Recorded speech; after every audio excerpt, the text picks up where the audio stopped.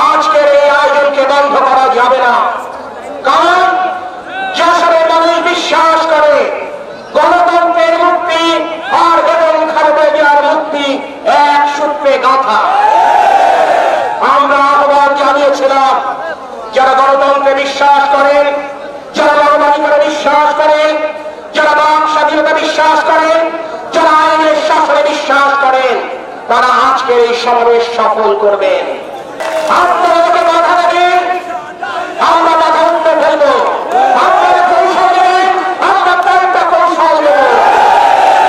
স্পষ্ট করে বলতে চাই, আজকের এই আয়োজন প্রমাণ করে দেশনেত্রী বেগম খালেদা জিয়ার যদি কিছু হয়ে যায়, প্রধানমন্ত্রী শেখ হাসিনা ওই মস্তক থেকে ওই মস্তক, ওই অবৈধ মস্তক, অবৈধ ক্ষমতায় যদি আর 2 বছর থাকতে চান, দেশনেত্রী বেগম খালেদা জিয়াকে মুক্তি দেন। আর বেগম খালেদা জিয়াকে মুক্তি যদি না দেন,